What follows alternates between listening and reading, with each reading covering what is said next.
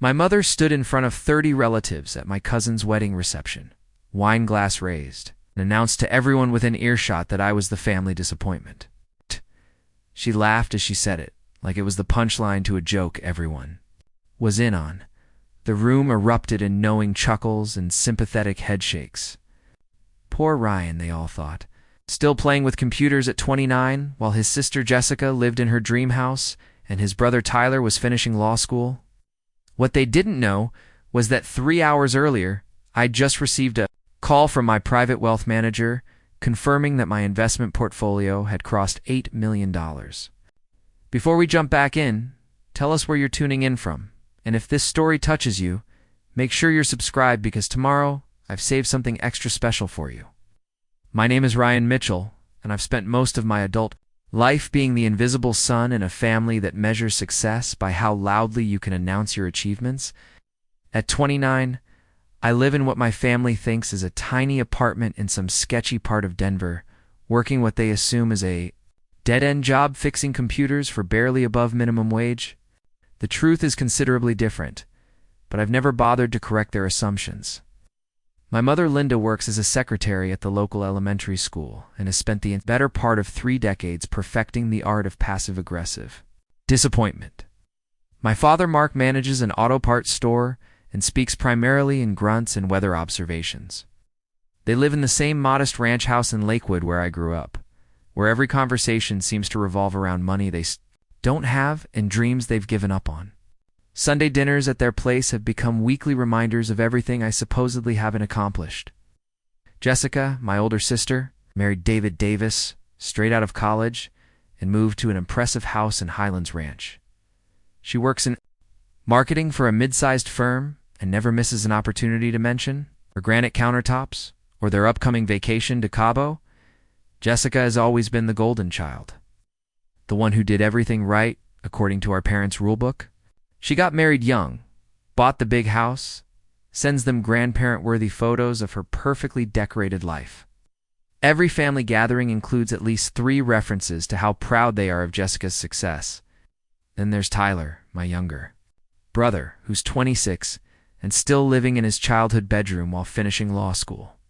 He's the baby, the one with potential, the son who's going to make something of himself someday. Mom brags about his grades to anyone who'll listen, and frames his academic achievements like they're Olympic medals.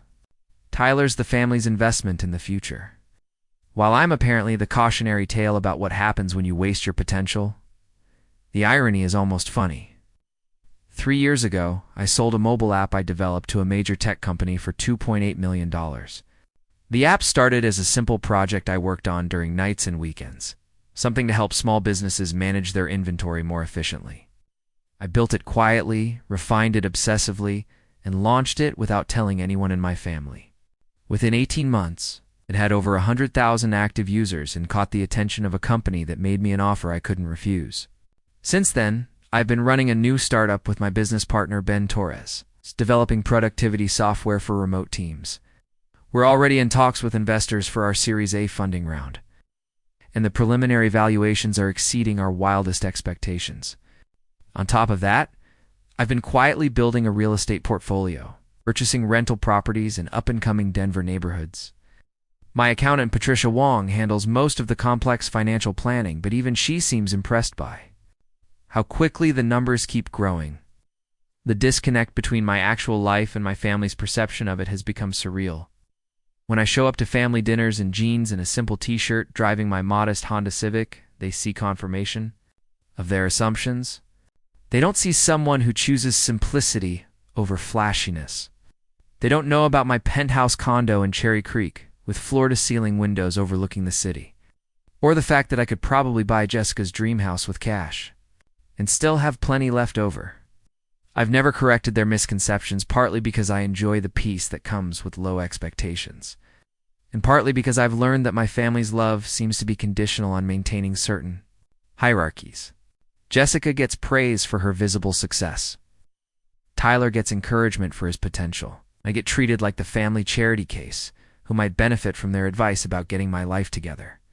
The decision to keep my success private wasn't entirely intentional at first. When the app deal went through, I was so focused on the next project that I never found the right moment to share the news. Weeks turned into months, and eventually it became easier to let them continue believing I was struggling than to deal with the inevitable questions, requests, and change dynamics that would come with revealing the truth. Working from my home office most days, I've built a life that feels authentic and purposeful. My girlfriend Kate knows the real story, obviously. She's been incredibly supportive of my choice to maintain privacy about my financial situation. She works as a graphic designer and understands the value of keeping personal and professional boundaries clear. We talk about the future often, about travel and experiences and the kind of life we want to build together, conversations that feel refreshingly free from the weight of other people's expectations. But family dinners have become increasingly uncomfortable performances where I nod along as they offer career advice and express concern about my future. Last month, my mother suggested I apply for a position at the auto parts store with my father. I was convinced that steady employment might help me finally get my life on track. I thanked her for thinking of me and changed the subject. The wedding reception incident was just the latest in a series of public humiliations that I've quietly endured. What made it different was the audience. 30 people watching my mother casually dismiss me as the family disappointment while toasting Jessica's latest promotion. Something about that moment crystallized a decision I'd been avoiding for months. The pattern started small and grew into something I barely recognized until it consumed most of my free time. Every few weeks, someone in my family needed something, and somehow I'd become the default solution to their problems. Not because they respected my capabilities, but because I was apparently the only one with flexible enough schedule and low enough self-worth to drop everything and help. 3 months ago, Tyler's laptop crashed the night before a major law school presentation. He called me in a panic at 11:30, expecting me to somehow resurrect his dead hard drive and recover weeks of research. I drove to Lakewood, spent 4 hours rebuilding his presentation from scattered backup files and online sources, and had him ready for class by morning. His thank you consisted of a distracted nod and a comment about how fixing computers was probably the only thing I was actually good at. Mom praised Tyler's presentation skills when he got an A, never mentioning the all-nighter I'd pulled to make it possible. When Jessica needed someone to house site for a week while she and David went to Hawaii, I was the obvious choice. Not because I was trustworthy or reliable, but because I apparently had nothing better to do with my time. I watered her plants, brought in her mail, dealt with a burst pipe in her guest bathroom that required 3 different contractor visits to properly resolve. She returned with a small bottle of hotel shampoo as a thank you gift and spent the rest of the evening showing me photos of their resort while complaining about how expensive everything had been. Dad's truck needed major brake work last winter, a repair that would have cost him over $1,000 he didn't have. Without saying anything to the family, I called his mechanic and quietly covered the bill, asking him to tell Dad that they were running a special discount program for longtime customers. Dad spent weeks bragging to his coworkers about his incredible luck and negotiating skills, never questioning why brake jobs were suddenly becoming so affordable. The requests became more frequent and more presumptuous as time went on. Mom needed her computer cleaned of viruses every few months, a problem that consistently traced back to Tyler downloading questionable software or clicking suspicious email links. Rather than teach them basic internet safety, I'd show up with my laptop bag like some kind of traveling tech support, spending hours removing malware while listening to lectures about getting a real job with benefits and stability. Jessica's wireless network problems somehow became my responsibility to solve. Despite the fact that she lived 40 minutes away and had a husband perfectly capable of calling an internet service provider, I'd receive texts with photos of error, messages and demands to come fix whatever was broken immediately. David would greet me at the door with barely concealed annoyance, as if my presence was disrupting his weekend, while Jessica directed me to their home office like I was a contractor. They were paying for the inconvenience. The financial requests started subtly and escalated steadily. Tyler needed textbooks. Mom's car registration was due. Dad's prescription copays were higher than expected.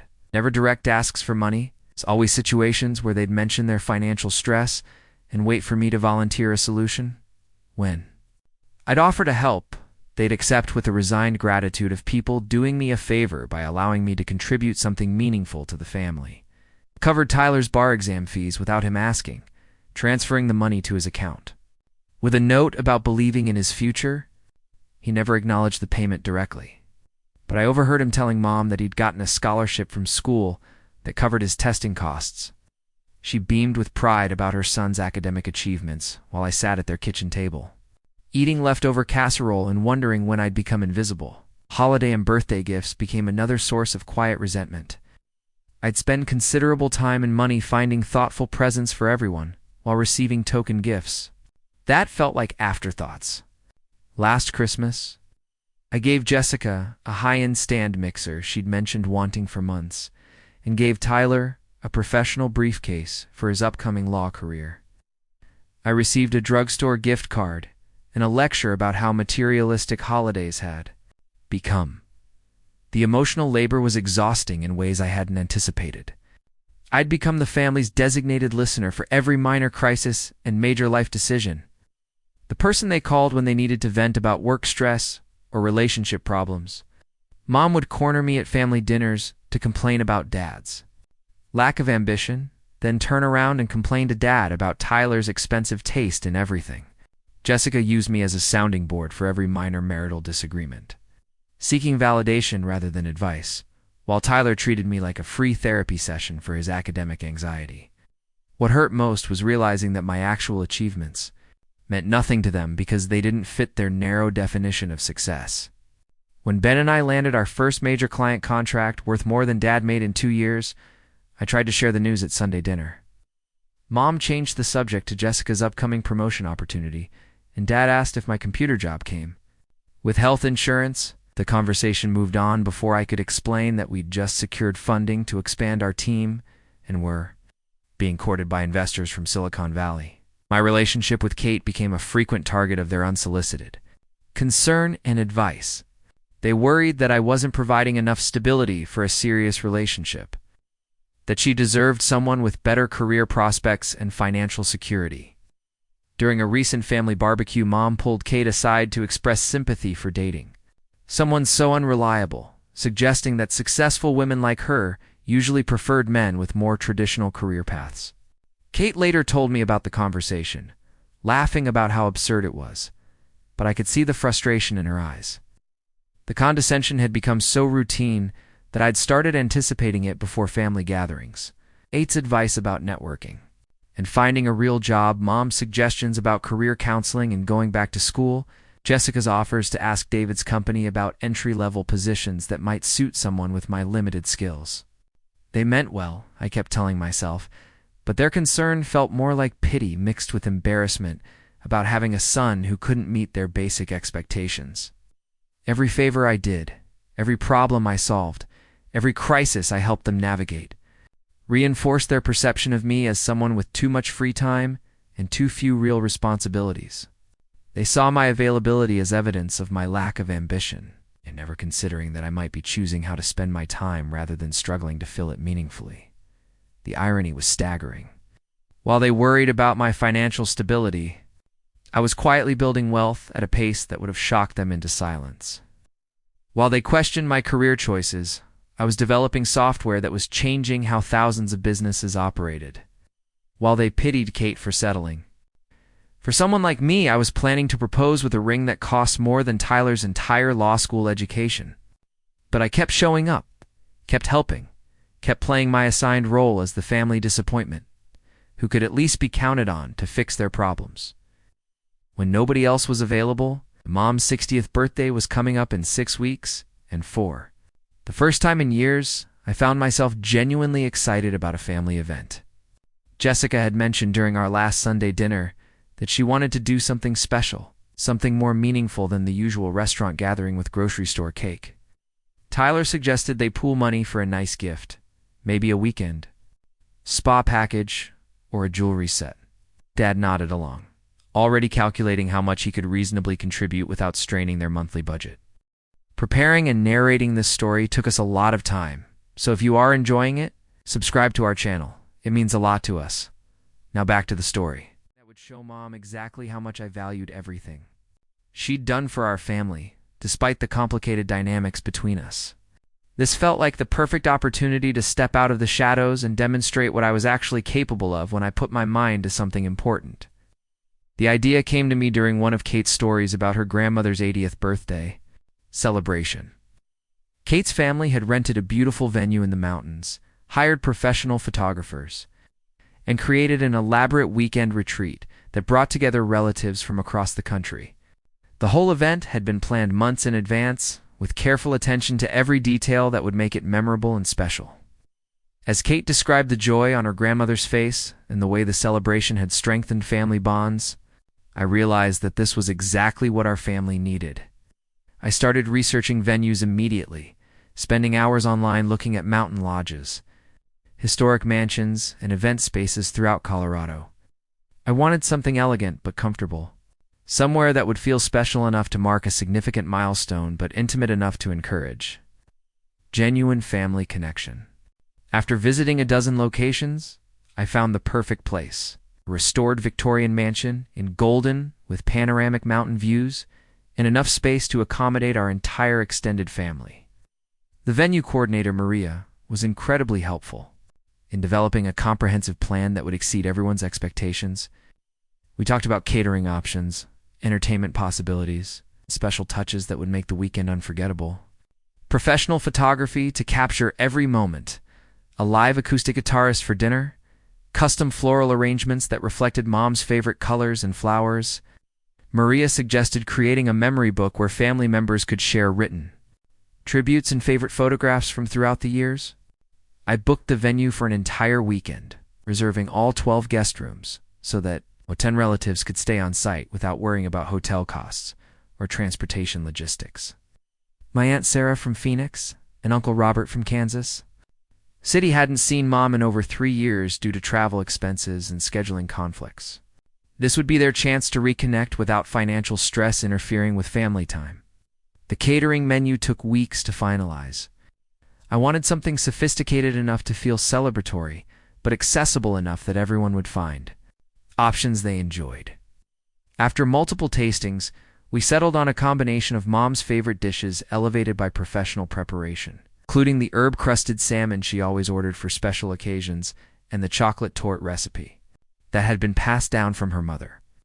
Planning the guest list required delicate diplomacy. I reached out to cousins and family friends who had drifted away over the years, people who had been important to Mom during different phases of her life. Her college roommate Janet, who lived in California now, her former teaching colleagues, who had retired and moved to different states, childhood friends who had maintained sporadic contact through holiday cards and social media updates. Each conversation required explaining my vision for the celebration and convincing people that their presence would mean everything to Mom. The logistical coordination was enormous, but energizing in ways I hadn't expected, arranging transportation for elderly relatives, coordinating dietary restrictions with the catering team, organizing a slideshow presentation that would chronicle Mom's life from childhood through the present. I spent evenings scanning old family photographs and reaching out to relatives for pictures I'd never seen, creating a visual narrative that would surprise even her with forgotten memories and preserved moments. I commissioned a custom piece of artwork from a local artist, a watercolor painting of the Lakewood house where we'd grown up. Surrounded by mountain landscapes and Colorado wildflowers, the artist worked from photographs and my detailed descriptions to capture not just the physical structure, but the feeling of home and family that the house represented. It would be framed and presented during the dinner speeches as a centerpiece gift that symbolized everything the celebration was meant to honor. The entertainment planning required understanding Mom's preferences and personality in ways that went beyond surface-level knowledge. She'd always loved jazz music from the 40s and 50s, so I arranged for a small ensemble to perform during cocktail hour and dinner. She was endlessly sentimental about family stories and traditions, so I organized an evening program where different relatives would share memories and express gratitude for her influence in their lives. What excited me most was imagining Mom's reaction when she realized the scope of what I'd planned. Not just the surprise of seeing relatives she hadn't expected, or the elegance of the venue and celebration, but the recognition that someone in her family had been paying attention to what would truly make her happy. Someone had cared enough to invest months of planning and considerable resources into creating an experience worthy of her milestone birthday. I pictured the moment when she'd understand that this wasn't just another family gathering, but a carefully orchestrated expression of love and appreciation. The realization that her supposedly disappointing son had been capable of organizing something this meaningful and sophisticated all along. Maybe this would be the beginning of a different kind of relationship between us, one based on mutual respect rather than constant disappointment. The financial investment was substantial but felt completely justified. Between the venue, catering, entertainment, transportation arrangements, and accommodations, the total cost was approaching $30,000. For most people, that would represent a significant financial strain or an impossible dream. For me, it was less than I'd made in passive income from my real estate investments during the past 2 months. I kept the planning completely secret from my immediate family, wanting the entire celebration to be a surprise that would demonstrate my organizational skills and financial capability simultaneously. Jessica would be shocked to discover that her supposedly struggling brother had coordinated something beyond anything she'd ever attempted. Tyler would have to reconcile his perception of my limitations with evidence of successful project management and resource allocation. Dad would see proof that I'd been listening to everything he'd taught me about attention to detail and follow-through. Every phone call with vendors, every menu tasting, every logistical detail filled me with anticipation for revealing this hidden side of my capabilities. This would be my opportunity to show my family who I really was, not through explanations or arguments, but through tangible demonstration of what I could accomplish when I had the motivation and resources to execute a vision properly. The invitations were being printed on premium cardstock with elegant calligraphy, each one personally addressed and including detailed information about the weekend itinerary. RSVP cards would help me track attendance and dietary requirements, ensuring that every guest felt welcomed and accommodated throughout the celebration. 3 weeks remained until Mom's birthday weekend, and every detail was falling into place exactly as I'd envisioned. This was going to be the family event that changed everything. The moment when my true identity finally aligned with my family's perception of my capabilities. I was picking up the final floral arrangement samples from the designer when my phone buzzed with a text from Jessica, asking if I could stop by her house to help move some furniture before David got home from work. It seemed like an odd request, since David was perfectly capable of moving furniture himself, but I'd gotten used to being the family's go-to person for random tasks. The flower shop was only 15 minutes from Highlands Ranch, so I agreed to swing by before heading home. Jessica's garage door was open when I arrived, and I could hear voices coming from inside the house. I grabbed my toolkit from the car, assuming they needed help assembling something or making adjustments to whatever furniture required moving.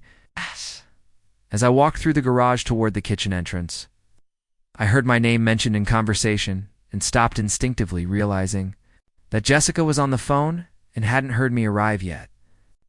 What I heard next made my blood run cold. Jessica was talking to someone about Mom's upcoming birthday, but not in the way I'd expected. She was explaining how they'd decided to throw a surprise party for Mom and how she'd been coordinating with Tyler to plan something really special at a nice restaurant in downtown Denver. The person on the other end of the call was apparently asking about logistics, because Jessica launched into detailed explanations about guest lists and catering arrangements.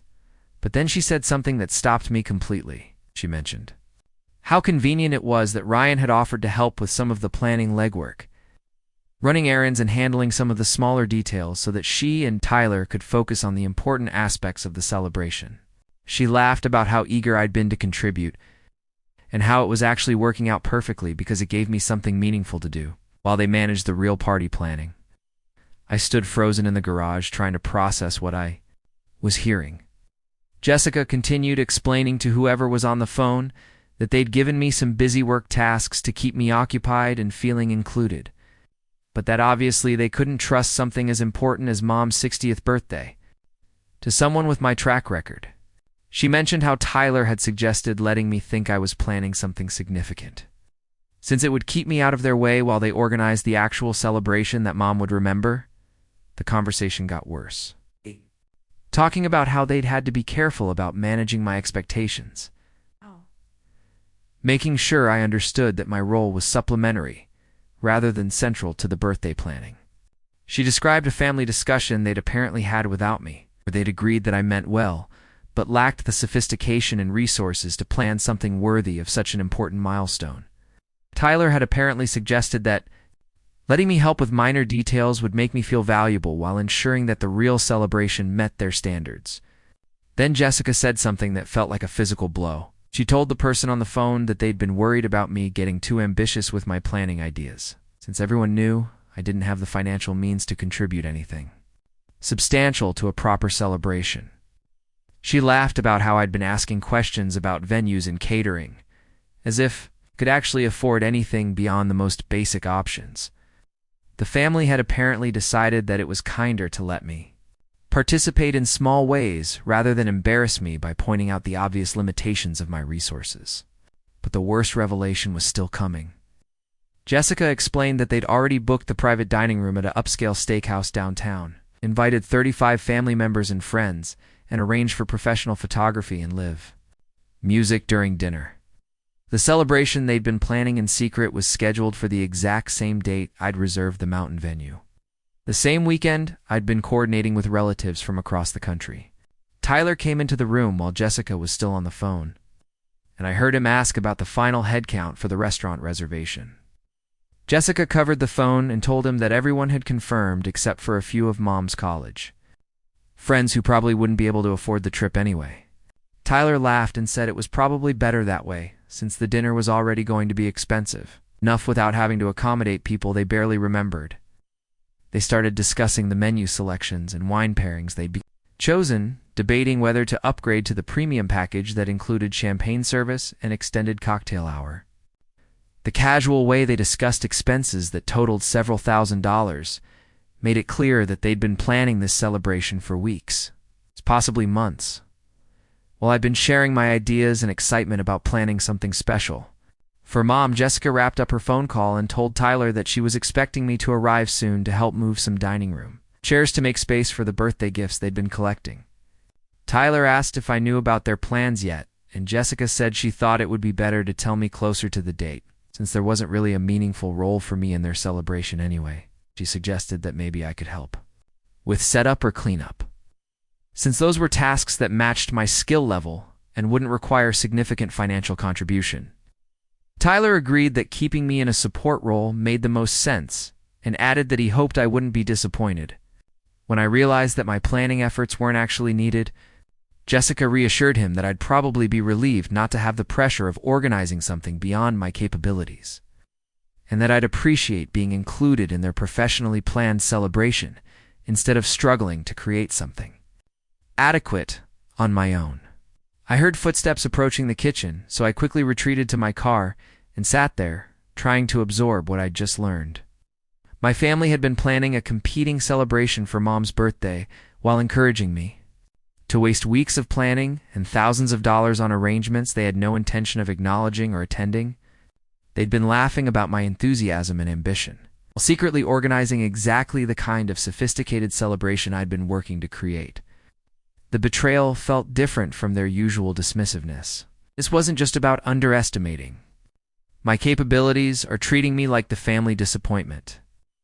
This was active deception, manipulation designed to keep me busy and feeling included while they pursued their own agenda. They'd been encouraging my planning efforts not because they valued my contribution, but because it served their purposes to have me distracted and out of their way. I thought about all the conversations where I'd shared my excitement about surprising Mom, all the times Jessica and Tyler had nodded encouragingly when I mentioned ideas for making the celebration special. They'd been performing interest in my plans while knowing they had no intention of supporting or attending whatever I organized. Every enthusiastic response had been calculated to maintain my cooperation while protecting their secret. My phone buzzed with another text from Jessica asking where I was and reminding me that she needed help before David came home.